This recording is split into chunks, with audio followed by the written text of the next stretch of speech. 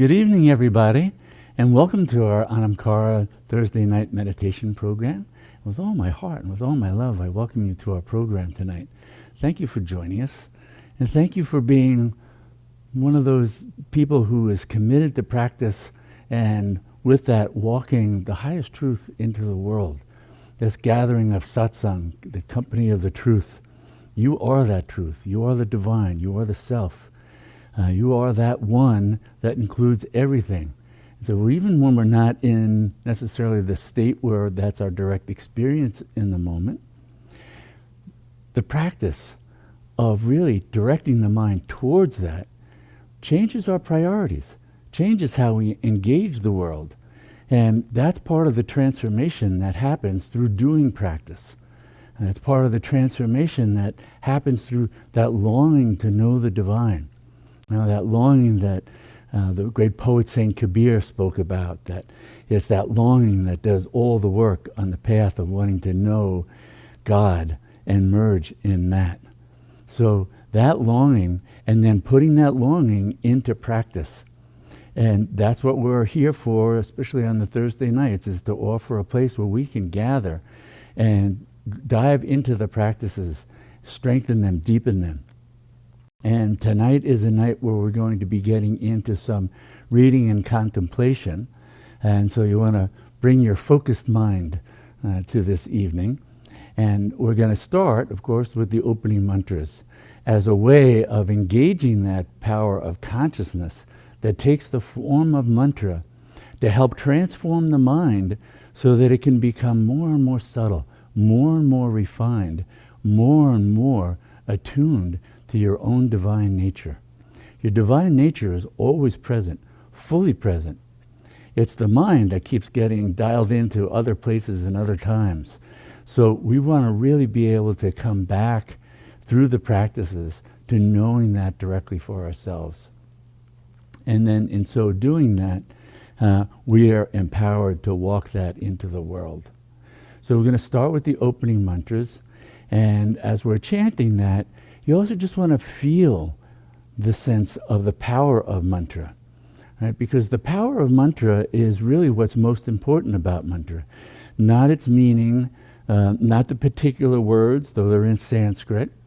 It's the power. That power is Shakti. That power is Shakti Kundalini. It's the power of awakening. It's the power of transformation and revelation. That's the inherent power of mantra. So we'll begin with the opening mantras.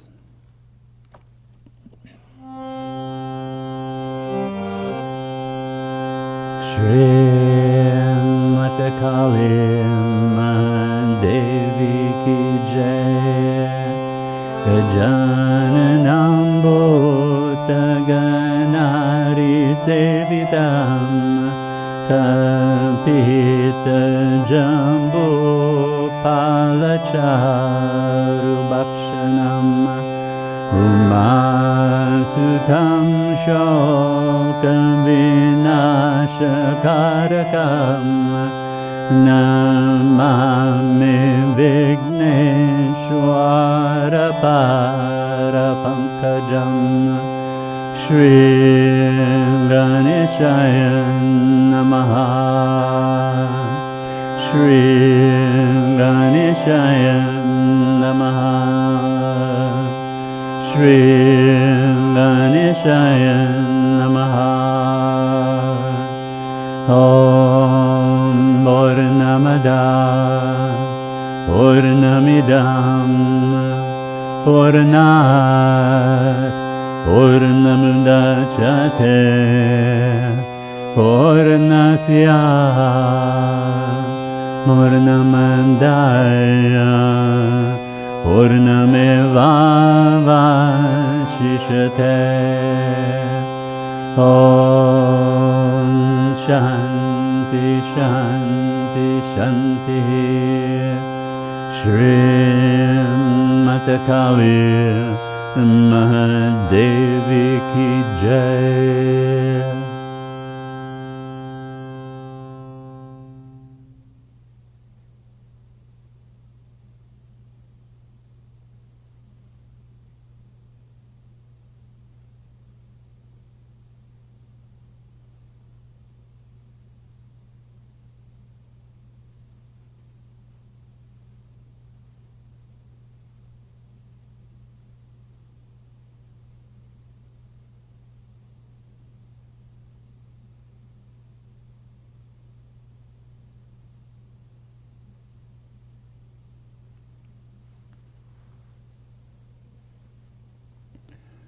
Once again, with all my heart, with all my love, I welcome you to our program this evening. Sometimes the mind enters that stillness. It's a little reluctant to come out. It's so delicious. It's so inviting. That's why it keeps drawing us back into the depths of meditation, because of the sheer delight that's there, the rapture. It's what Kshemaraja was talking about in his commentaries on the Shiva Sutras and in the Pratyabhijnana, that highest nature of who we are is inseparable from the state of rapturous awareness. So when we dial into that and become absorbed in that, that joy becomes more and more full and present, becomes like the background hum to our life, the awareness, the love, the joy, that blissful, loving, compassionate quality of just consciousness, just pure consciousness. To live in that, we practice. One of the practices is contemplation. Contemplation helps refine the mind. All the practices are really for the mind. The practices are not for your highest nature. The highest nature is fully developed, fully attained. It's not even for developing meditation per se. Meditation is fully present. Meditation is a state of consciousness, fully unfolded. It's the state of your highest being.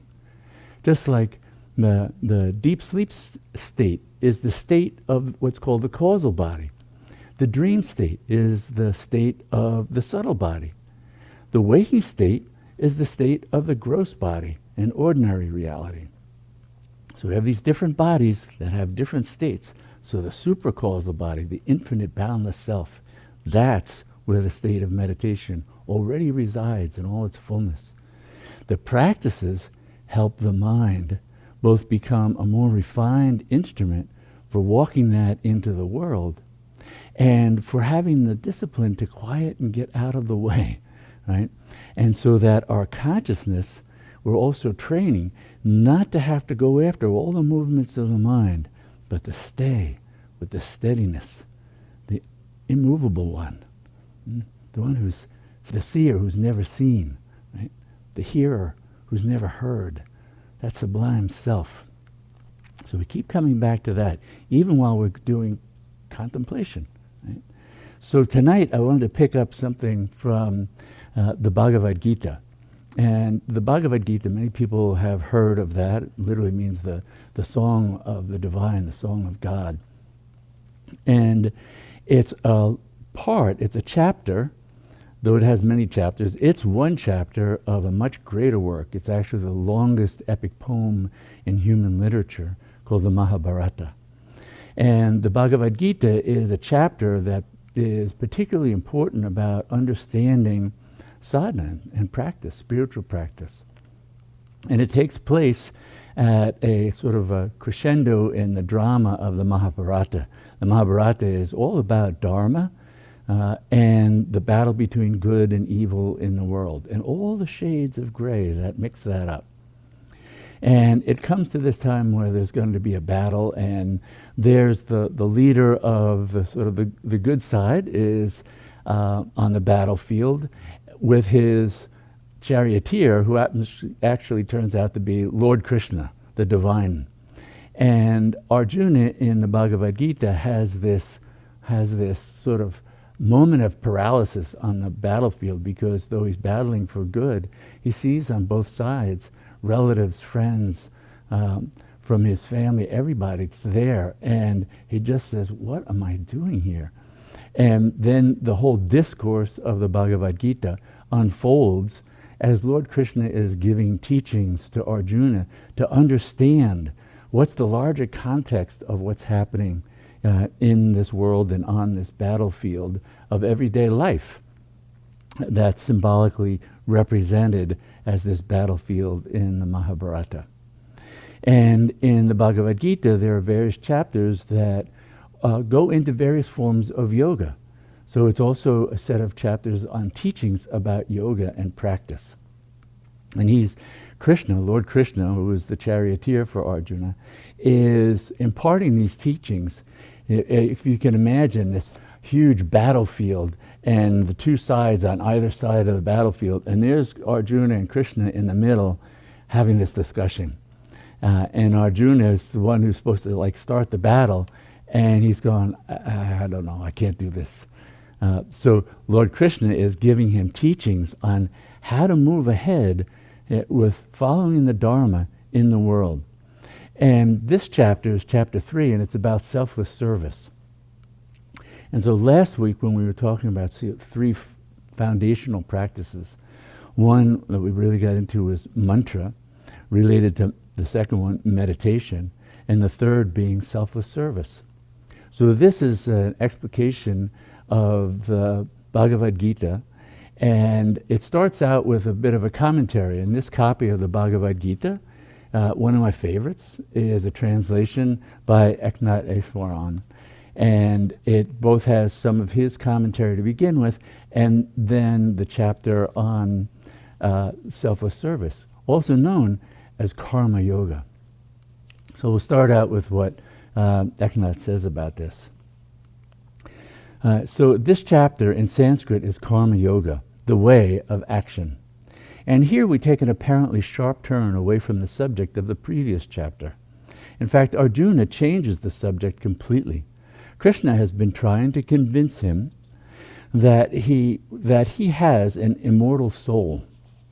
But Arjuna continues to worry about his immediate predicament. It is not that he is uninterested in mystical enlightenment, but his main concern at the moment is just what is he supposed to do next, right? So you can see Arjuna's like the ordinary mind. What do I do? Yeah, this is great, enlightenment, merger in God, but hey, what do I do now? What do I do in these challenging situations? And so Krishna brings all the teachings down to that level that it can be lived into the world. Or he asks, perhaps what he does is not so important after all. Has Krishna been telling him to concentrate on acquiring spiritual wisdom and to forget about his apparent duties in the world? Krishna replies that there is no way Arjuna can avoid the obligation of selfless action, or karma yoga. Arjuna must act selflessly out of a sense of duty, as dharma. He must work not for his own sake, but for the welfare of all. Krishna points out that this is a basic law underlying all of creation. Each being must do its part in the grand scheme of things, and there is no way to avoid this obligation, except perhaps by complete enlightenment, which loosens all the old bonds of karma, the consequences of actions. Here the Gita refers to the doctrine of karma, which is one of the most basic teachings in Hindu and Buddhist scriptures. Karma literally means a deed or action. And what is sometimes called the law of karma for the lay audience, still, it refers to an underlying law of cause and effect that is seen to permeate all existence. The idea is that every action leads to a reasonable result, and consequently, that everything that happens can be traced to something done in the past. Actions determine destiny. This is the basic idea of karma. You see this reflected in Buddha's teachings. When he said, as you think, so you become, is as you think leads to actions, you become those actions. You're identified with them. That's karma. If anything happens to us that is truly good, we must have done something in the past to deserve it. If something ill befalls us, then at some point in the past, we did something that was not so meritorious. This is a basic moral law that all great spiritual traditions share. It is a belief that we reap what we sow. The Hindu tradition gave a great deal of thought to this problem of moral cause and effect, and generation after generation of spiritual teachers fathomed its depths and implications. One fear that developed over time was that all action was, in a sense, an open door to bondage. Anything a person did would bind them to the endless cycle of cause and effect. In other words, the endless cycle of birth and death and rebirth. Now, some fruits of action would of course be pleasant. Not all karma is painful, but even the pleasure could be a trap, because we would seek it compulsively, tying ourselves tighter and tighter to the responsibilities and opportunities of the worldly life, forgetting about our spiritual dimension altogether. In chapter 3, Krishna begins to tell Arjuna the way out of this maze of cause and effect. It is not to avoid work, especially the duties required by his station in life, but to perform those duties without selfish attachment to their fruit or outcome. If Arjuna follows this path of selfless work, Krishna explains, he will enjoy this world as well as the next. But more important, he will gain a spiritual blessing and will be lessening his debt of karma. Only when he is free from every bond of karma, every consequence of past actions, can he achieve life's ultimate goal, merger in the infinite, right? Unity consciousness. The world is bound in its own activity, for all creatures except the illumined man or woman work for their own pleasure and gain. Because they act selfishly, they are bound by the results, whether good or bad. So we must act in a selfless spirit, Krishna says, without ego involvement and without getting entangled in whether things work out the way we want. Only then will we not fall into the terrible net of karma.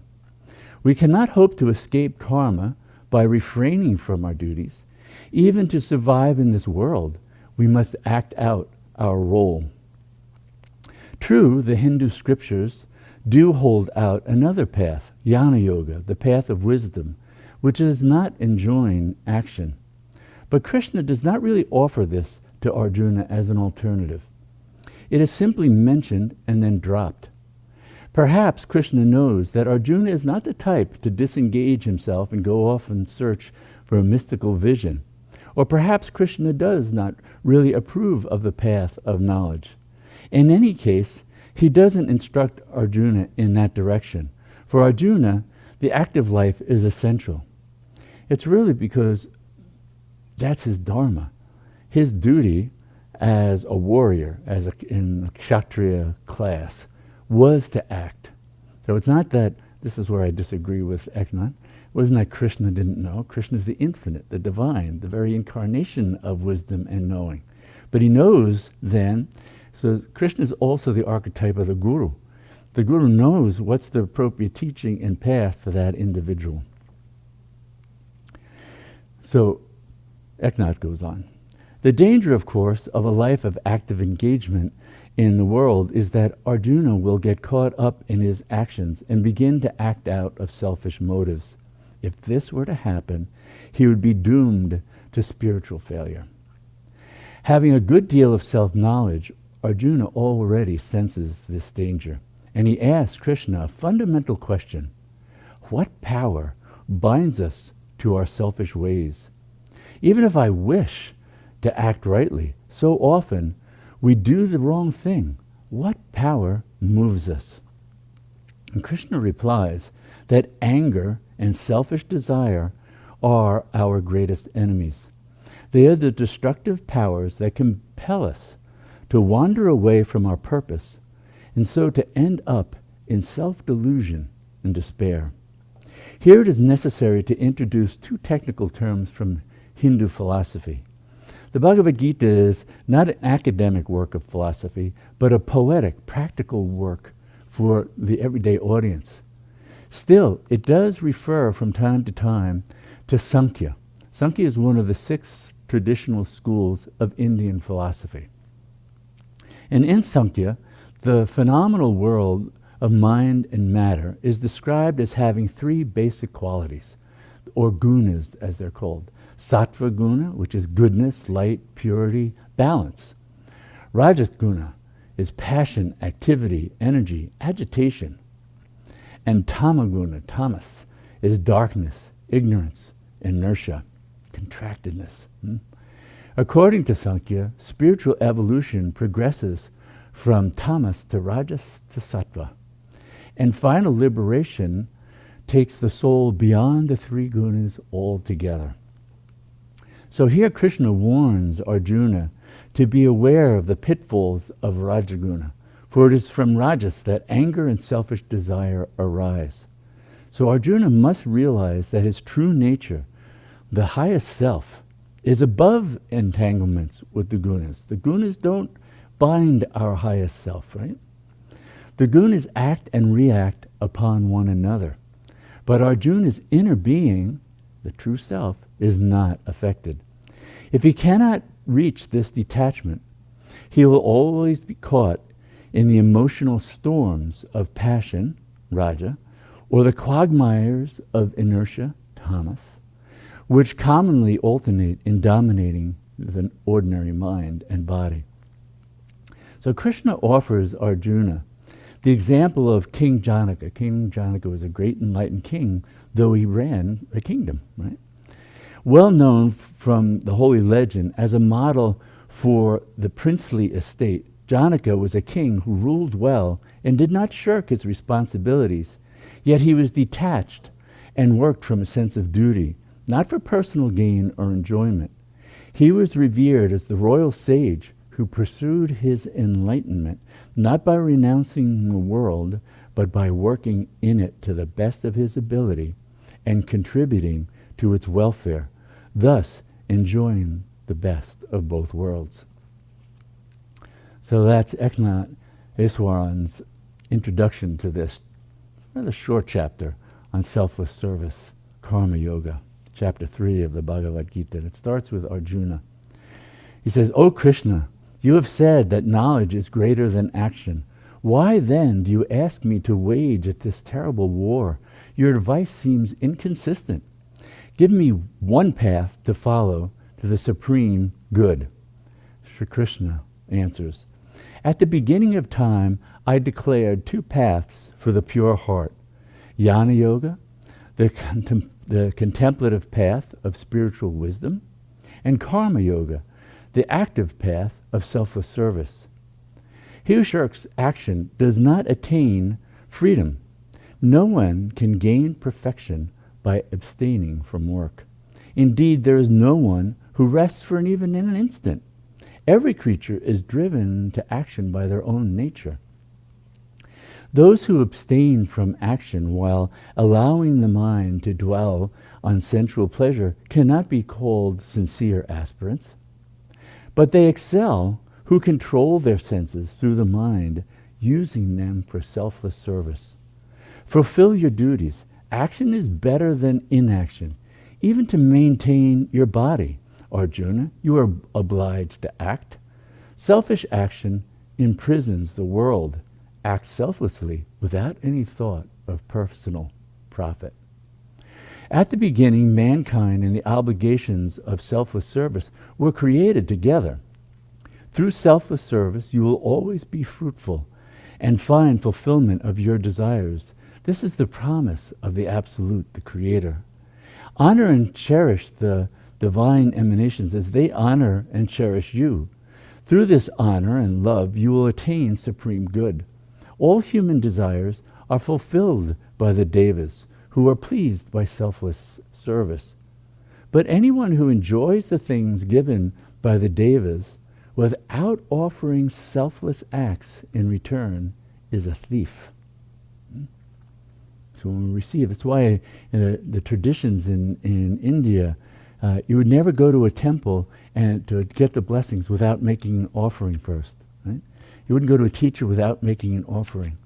One time, one of the great Vedanta gurus that taught my teacher, Muktananda, came, a very elderly man, just to give his darshan, his presence to everyone. And before he left the ashram, though he was old and infirm, he picked up a broom and started sweeping a path. And it was one of his teachings. He said, you never incur a karmic debt. You make an offering. You do service. And in that way, he was upholding his highest truth of Advaita Vedanta. The spiritually minded who eat in the spirit of service are freed from all their sins, but the selfish who prepare food for their own satisfaction eats sin. Living creatures are nourished by food, and food is nourished by rain. Rain itself is the water of life, which comes from selfless worship and service. See, every selfless act, Arjuna, is born from Brahman, from the Absolute, the Eternal, the Infinite One, the Godhead. He is present in every act of service. All life turns on this law, O Arjuna. Whoever violates it, indulging his senses for his own pleasures, and ignoring the needs of others, has wasted his life. But those who realize the self are always satisfied. Having found the source of joy and fulfillment, they no longer seek happiness from the external world. They have nothing to gain or lose by any action. Neither people nor things can affect their security. Strive constantly to do the service for the welfare of the world. By devotion to selfless work alone, one attains the supreme goal of life. Do your work with the welfare of others always in mind. It was by such work that Janaka attained perfection. Others too have followed this path. What the outstanding person does, others will try to do. The standards of such people will be followed by the whole world. There is nothing in the three worlds for me to gain, Arjuna, nor is there anything I do not have. Yet I continue to act, but I am not driven by any need of my own. If I ever refrained from continuous work, everyone would immediately follow my example. If I stopped working, I would be the cause of cosmic chaos and finally the destruction of this world and people. The ignorant work for their own profit, O Arjuna. The wise work for the welfare of the world without thought for themselves. By abstaining from work, you will confuse the ignorant who are engrossed in their actions. Perform all work carefully, guided by compassion. All actions are performed by the gunas of just nature. Deluded by his identification with the ego, a person thinks, I am the doer. But the illumined one understands the domain of the gunas and is not attached. Such people know that the gunas interact with each other and do not claim to be the doer. Those who are deluded by the operation of the gunas become attached to the results of their action. Those who understand these truths should not unsettle the ignorant. Performing all actions for my sake, completely absorbed in the self, and without expectations, fight, O Arjuna, but stay free from the fever of the ego. Those who live in accordance with these divine laws without complaining, firmly established in faith, are released from karma. Those who violate these laws, criticizing and complaining, are utterly deluded and are the cause of their own suffering. Even a wise man acts within the limitations of his own nature. Every creature is subject to prakriti, nature. What is the use of repression? The senses have been conditioned by attraction to the pleasant and aversion to the unpleasant. Do not be ruled by them. They are obstacles in your path. It is better to strive in one's own dharma than to succeed in the dharma of another. Right? It is better to strive in one's own dharma than to succeed in the dharma of another. So it's better to do your own dharma imperfectly than to do someone else's dharma perfectly. Nothing is ever lost in following one's own dharma, but competition in another's dharma breeds fear and insecurity. What is the force that binds us to selfish deeds, O Krishna, says Arjuna? What power moves us, even against our will, as if it were forcing us? Lord Krishna answers, It is selfish desire and anger arising from the guna rajas. These are the appetites and evils which threaten a person in this life. Just as fire is covered by smoke and a mirror is obscured by dust, just as the embryo rests deep within the womb, knowledge is hidden by selfish desire. Hidden, Arjuna, by this unquenchable fire for self-satisfaction, the inveterate enemy of the wise. It's the same as what Buddha talked about, self-cherishing, having to go beyond and get free of self-cherishing. Krishna continues, selfish desire is found in the senses, mind, and intellect, misleading them and burying the understanding in delusion. Fight with all your strength, Arjuna, controlling your senses, conquer your enemy, the destroyer of knowledge and realization. The senses are higher than the body, the mind higher than the senses, and above the mind is the intellect, and above the intellect is the self. Thus, knowing that which is supreme, let the self rule the ego. Use your mighty arms to slay the fierce enemy that is selfish desire. So that is the way of karma yoga. And we can see that, as we've talked about in the past, about the different upayas, the different means of approaching and practicing. And karma yoga is especially related to the upaya of anava upaya, the life of the ordinary mind and body living in the world, feeling separate and needing to act in the world. It gives very concrete ways of, okay, you have to act, but how do you act in a way that makes the action an offering? How do you act in a way that then sets you free from being bound to the karma, good or bad, that is the outcome of those actions? And so both the action, which is very much an anava upaya thing, whether that's worship, whether that's the actions of preparing a meal and feeding the body, taking care of family, doing our work, those are all actions in the world. Simultaneously with that, we're doing it both on that level as an offering, and then you can see the Shaktupaya context for understanding this that Krishna was also giving. It's holding that understanding. So this is making use of the intellect. Remember, Shaktupaya is the use of our highest faculty of mind for drawing closer to our infinite self, the Atman, the self of all. And so it's cultivating this attitude that I'm not the doer, and I am that infinite one, and this body and mind are making all their actions as an offering, free, and then training the mind. Let go. An offering is given, and just like a gift, you let go of it, then you're free of it. If you stay attached, it's no longer a gift. It's the manipulation. Right? You want something in return for that gift. The gift is just a free offering.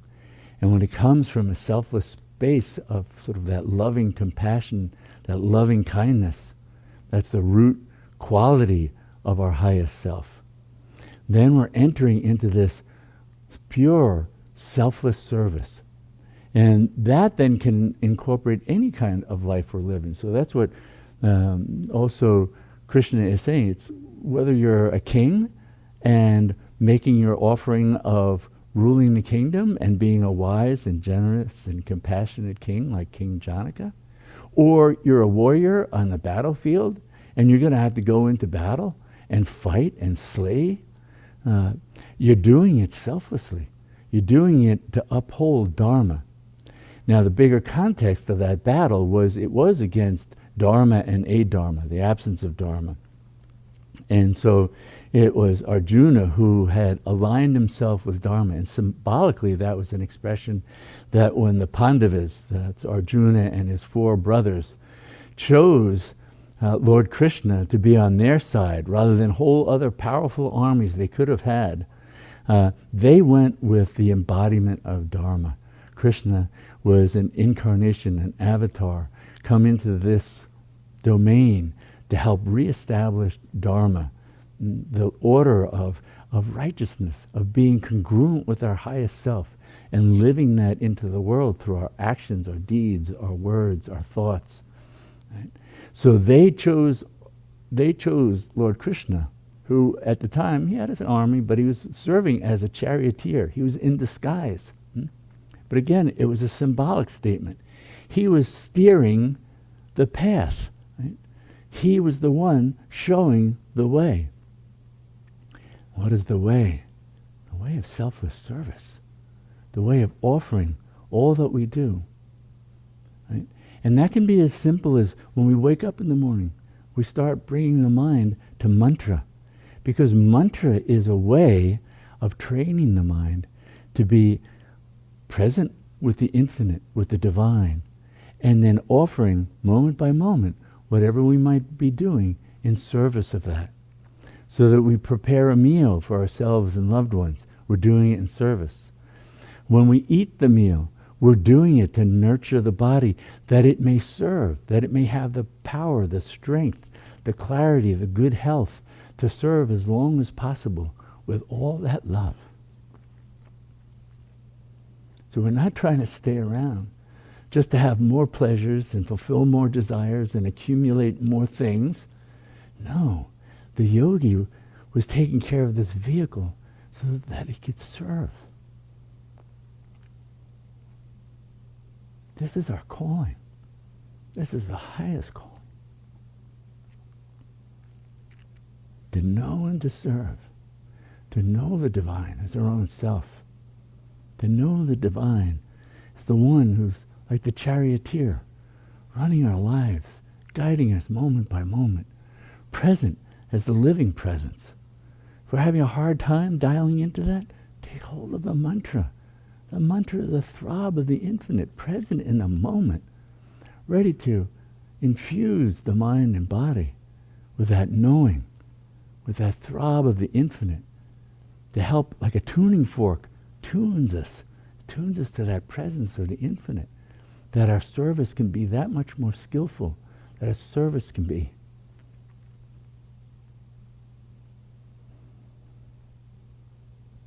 that much more loving and selfless. We give it all away. That's why Krishna also brought up this understanding that by offering everything, this is the essence of sacrifice. Sacrifice, ancient teachings in the East, sacrifice is what makes life sacred. When we sacrifice that clinging nature of the mind, the seeking after our own good, the seeking after our own pleasures and enjoyments, we're offering that all and saying, no, let it all go to the divine, and the divine in all beings. We're offering everything. So when we start the day waking up and bringing the mind to mantra, we've started the day in that state of luminous giving. Let every breath be a gift to the divine. Breathe in service. Eat in service. Walk in service. Love in service. Delight in service. Experience the joy of the infinite and share that in service, that others may know this. The world is oppressed by so much ignorance, so much delusion. So we have to come to these realizations, come to this wisdom, and then walk it into the world, into every aspect of walking it into the world. Government, politics, corporations, work, family, everywhere. You become an embodiment of that, and then you effortlessly walk that into the world. The ego doesn't have to take it on. Just be that, and your very being carries that into the world. That's why we practice. That's why we contemplate That's why we study, refine the mind, refine our understanding, so it helps inform us, uplift us, inspire us. Give the intellect that stands above the ordinary ego mind the way of mediating between our highest wisdom of the self, and through the intellect informing the actions of mind and body, that we live that into the world. This is a gift that we have in this human birth. A human birth that includes coming to know this. You look around, billions and billions and billions and billions of people have no interest in this kind of knowledge, this kind of wisdom. They're caught in that net, attraction and aversion, pursuing that play over and over through birth and death and birth and death and birth and death. You've come to know. You've come to know the truth. You are the infinite one. This life is lived in dedication, in harmony, in love of the infinite, in all her forms.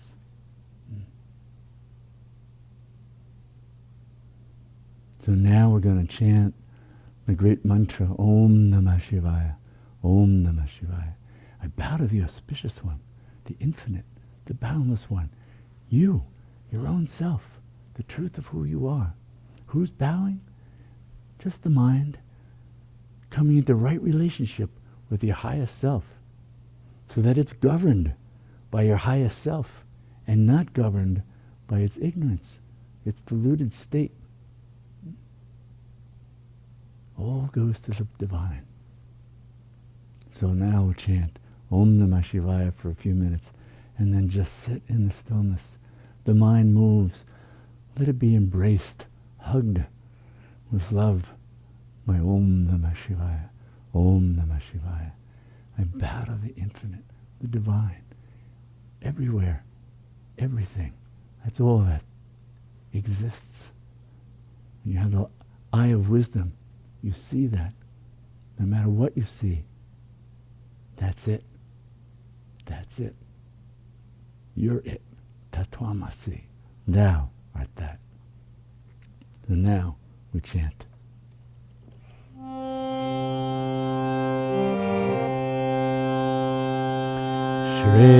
Shrimati Kali Mahadevi Ki Jai.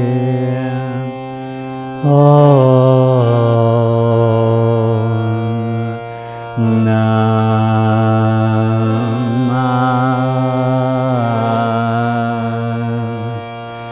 Shivaya.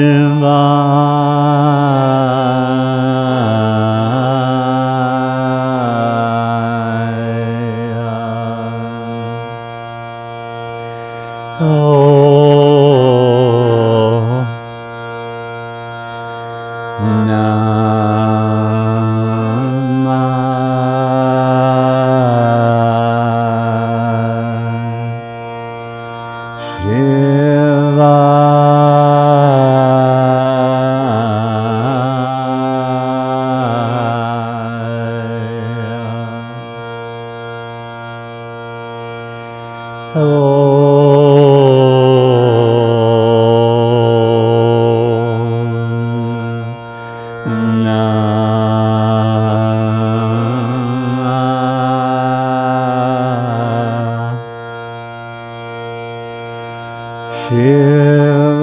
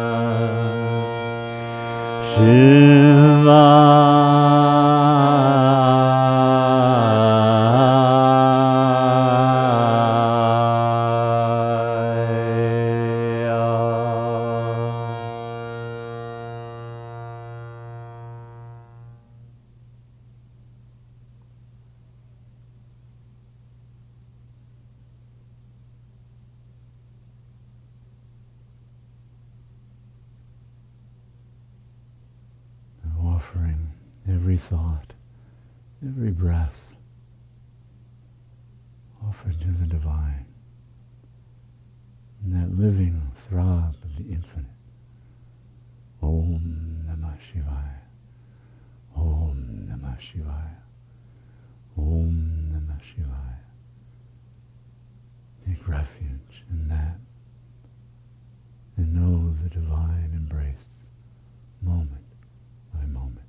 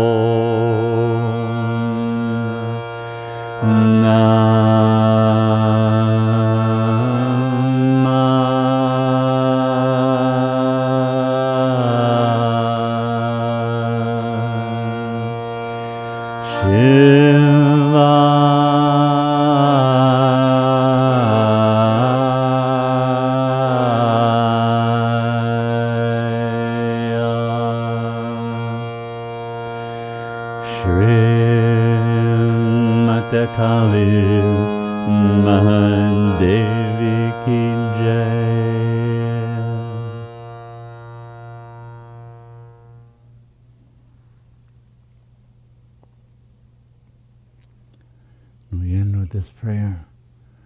And may all our practices truly benefit everyone. And may all beings know complete freedom from suffering. Namaste.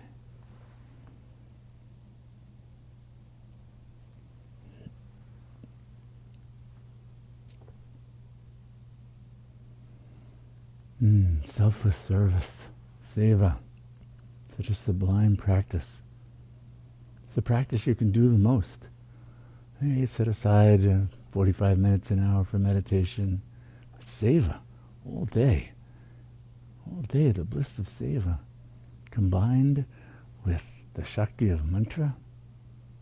That's a sublime practice.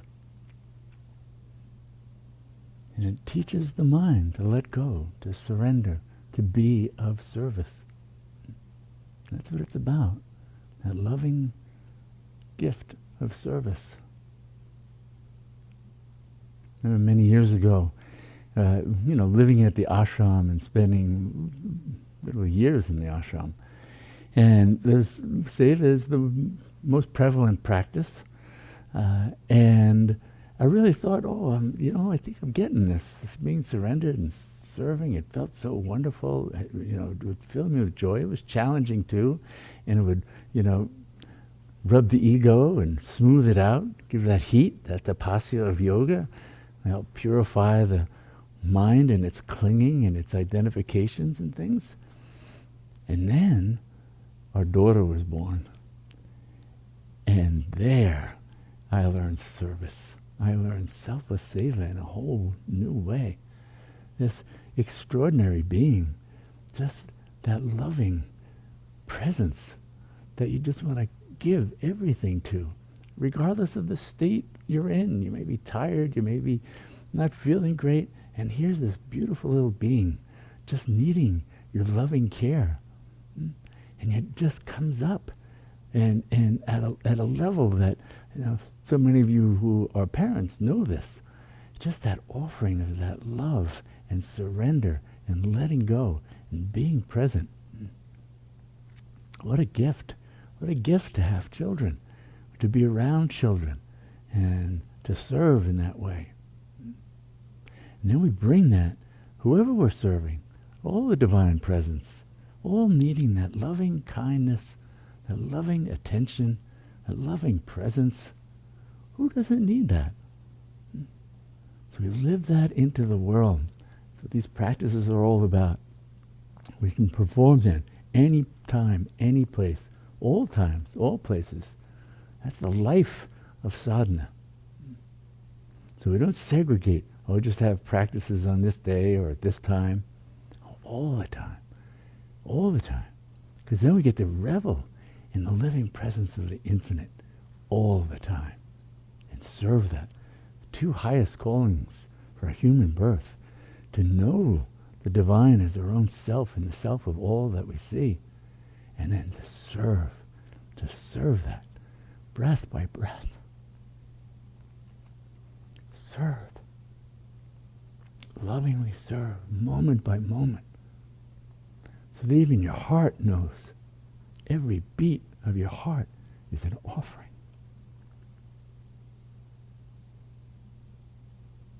Everything about your life is an offering. That's what makes life sacred. To know that, to live that, to walk that into the world. So I want to thank you for coming and being ones who do that.